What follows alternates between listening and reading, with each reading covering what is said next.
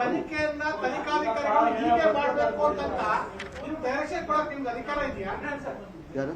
ಈಗ ಪ್ರಕರಣವನ್ನು ವರ್ಗಾವಣೆ ಮಾಡಿಲ್ಲ, ಇದನ್ನ ತನಿಖೆ ಮಾಡಿಲ್ಲ, ಅವ್ರನ್ನ ಅರೆಸ್ಟ್ ಮಾಡಿಲ್ಲ ಅಂತ ಹೇಳಿಕ್ಕೆ ತನಿಖಾಧಿಕಾರಿಗಳು ತನಿಖೆನ ಇದೇ ತರ ಮಾಡಬೇಕು, ಹೀಗೆ ಮಾಡಬೇಕು ಅಂತ ನೀವು ಡೈರೆಕ್ಷನ್ ಕೊಡ್ತಿದ್ದೀರಾ ಅಥವಾ ರೂಲ್ಸ್ ಆಫ್ ಪ್ರೊಸೀಜರ್ ವೈಲೇಷನ್ ಮಾಡಿದ್ರೆ ನೀವು ಒಂದು ನಿಮಿಷ, ನೀವು ಇಂಡಿಯನ್ ಸಿಟಿಜನ್ ಅಲ್ವಾ?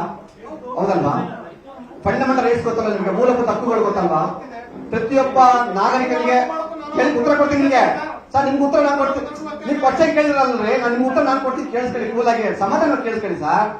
ಪ್ರತಿಯೊಬ್ಬ ನಾಗರಿಕನಿಗೆ ಅವನದೇ ಆದಂತ ಫಂಡಮೆಂಟಲ್ ರೈಟ್ಸ್ ಇದೆ. ಅಲ್ಲಿ ಪ್ರತಿಯೊಬ್ಬ ನಾಗರಿಕನು ಕೂಡ ಈ ಭಾರತದ ಸಂವಿಧಾನದ ಅಡಿಯಲ್ಲಿ ಪ್ರಶ್ನೆ ಮಾಡುವಂತ ಹಕ್ಕು ಎಲ್ಲರಿಗೂ ಇದೆ. ಅಲ್ಲಿ ಒಂದು ತಮ್ಮ ಗಮನದಲ್ಲಿ SIT ತಂಡ ಅಲ್ಲ, ಮುಖ್ಯ ನ್ಯಾಯಮೂರ್ತಿಗಳು, ಹೈಕೋರ್ಟ್ ಅಲ್ಲಿರುವಂತಹ ನ್ಯಾಯಮೂರ್ತಿಗಳು ಕಾನೂನು ವಿರುದ್ಧವಾಗಿ ತೀರ್ಪು ಕೊಟ್ಟ ಕೆಳಗಿಳಿದ ಮರುಗಳಿಗೆ ನೀವು ಅರೆಸ್ಟ್ ಆಗಿರುವಂತಹ ಘಟನೆಗಳು ನಮ್ಮ ಈ ದೇಶದ ಸಂವಿಧಾನದಲ್ಲಿದೆ.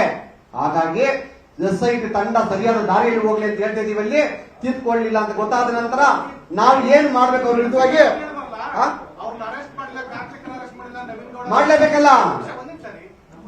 ತನಿಖೆಗೆ ಮಾಹಿತಿ ತೆಗೆದುಕೊಂಡು ನಂತರ ಅರೆಸ್ಟ್ ಮಾಡಬಹುದು, ತಕ್ಷಣಕ್ಕೆ ಮಾಡಬೇಕು, ಅರೆಸ್ಟ್ ಮಾಡುವಂತೆ ರೂಲ್ಸ್ ಇಲ್ವಲ್ಲ. ರೇವಣ್ಣ ಅರೆಸ್ಟ್ ಮಾಡಿದ್ರು, ಒಂದ್ ನಿಮಿಷ ಉತ್ತರ ಕೊಡಿ. ರೇವಣ್ಣ ಅರೆಸ್ಟ್ ಮಾಡಿದ್ರಿ ಅಲ್ಲ, ಒಂದ್ ನಿಮಿಷ. ರೇವಣ್ಣ ಅರೆಸ್ಟ್ ಮಾಡಿದ್ರು, ರೇವಣ್ಣ ಬಚ್ಚಿಟ್ಕೊಂಡು ಕುಡ್ಕ ಅರೆಸ್ಟ್ ಮಾಡ್ಕೊಂಡ್ ಬಂದ್ರಲ್ಲ.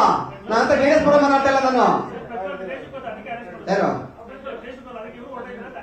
ಓಡೋಗ್ತಾರೆ ಅಂತ ಅವ್ರಿಗೆಲ್ಲ ಮಲೇಷಿಯಾ ಬಂದಿದೆ ಅಂತಪ್ಪ, ಅವ್ನ ಅರೆಸ್ಟ್ ಮಾಡಿ ಅಡಿಗೆಬೇಕಲ್ಲ, ನಾಳೆ ತಪ್ಪೋಗ್ಬಿಟ್ರ ಮೇಲೆ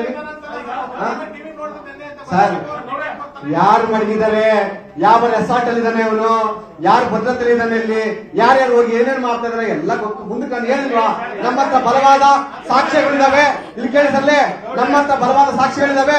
ನೇರವಾಗಿ ಹೇಳಿದ್ದೀನಿ, ಇಲ್ಲಿ 4 ಜನ ಸಚಿವರಿಗೆ ತಂಡದ ನಾಯಕತ್ವ ವಹಿಸೋದು ಹೇಳ್ತಿದ್ದೀನಲ್ವ ನಾನಲ್ಲಿ. ಅದನ್ನ ವೆರಿ ಶಾರ್ಟ್ಲಿ ನಾನು ನಿಮ್ಮ ಮುಂದೆ ಬಿಡ್ತೀನಿ ಈ ನಾಯಕರ ತಂಡವನ್ನ. ಅದು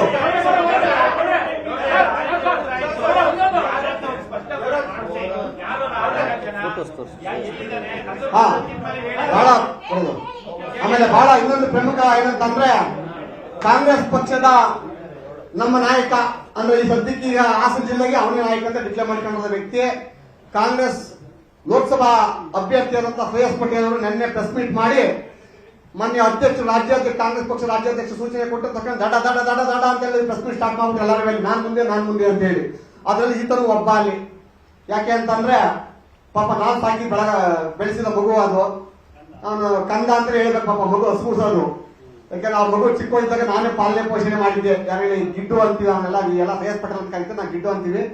ನಾನು ಅವರ ತಾತನ ಗರಡಿಯಲ್ಲಿ ಬೆಳೆದ, ನಾನು 21 ವರ್ಷ ಕಾಂಗ್ರೆಸ್ ಪಕ್ಷದಲ್ಲಿ ಕೆಲಸ ಮಾಡಿ ಅವ್ರ ಮನೆಯ ಹಿರಿಮಗನಾಗಿ ಇದ್ದಂತ ವ್ಯಕ್ತಿ ನಾನಲ್ಲಿ. ಆ ಮಗುನ ಎಲ್ಲ ಲಾಲನೆ ಪಾಲನೆ ಮಾಡಿದ್ದೇನೆ. ಪಾಪ ನಿನ್ನೆ ಒಂದು ಹೇಳಿದಲ್ಲಿ ನನ್ಗೂ ಕಾರ್ತಿಕ್ಗೂ ಸಂಬಂಧನೇ ಇಲ್ಲ, ಕಾರ್ತಿಕ್ ಯಾರು ಗೊತ್ತೇ ಇಲ್ಲ ನನಗೆ. ಇಲ್ಲಿ ಅದ್ ಯಾವಾಗ ಒಂದ್ಸಲ ಗಂಟೆಗೆ ಗಲಾಟೆ ಆಗಿದೆ ಅಂತ ಬಂದಿದ್ದ ಅಲ್ಲಿ, ಅದು ಅಷ್ಟೇ ಯಾರೋ ಪೊಲೀಸರಿಗೆ ಹೇಳ್ತಾರೆ, ಅಷ್ಟು ಬಿಟ್ಟರೆ ನನಗೇನು ಸಂಬಂಧ ಇಲ್ಲ ಅಂತ ಹೇಳ್ತಾನೆ ಇಲ್ಲಿ.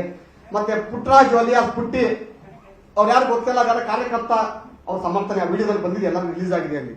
ಆದ್ರೆ ಇಲ್ಲಿ ಒಂದು ವಿಡಿಯೋ ನೋಡಿ, ಫೋಟೋ ನೋಡಿ, ಇಲ್ಲಿ ಇದರಲ್ಲಿ ಮಧ್ಯ ಶ್ರೇಯಸ್ ಪಟೇಲ್, ಆ ಕಡೆ ಕಾರ್ತಿಕ್, ಈ ಕಡೆ ಪುಟ್ಟರಾಜು ಅಲಿಯಾಸ್ ಪುಟ್ಟಿ.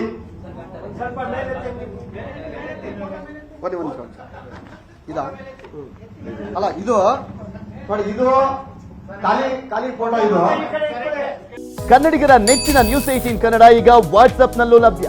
ಕರ್ನಾಟಕ, ದೇಶ ವಿದೇಶಗಳ 360 ಡಿಗ್ರಿ ಸುದ್ದಿಯ ವಿವರಗಳನ್ನ ನಿಮ್ಮ ಕೈ ಬೆರಳುಗಳಲ್ಲೇ ಪಡಿಲಿಕ್ಕೆ ಈ QR ಕೋಡ್ ಅನ್ನ ಸ್ಕ್ಯಾನ್ ಮಾಡಿ, ನಮ್ಮ ಚಾನಲ್ ಫಾಲೋ ಮಾಡಿ, ನೋಟಿಫಿಕೇಶನ್ ಆನ್ ಮಾಡಿ.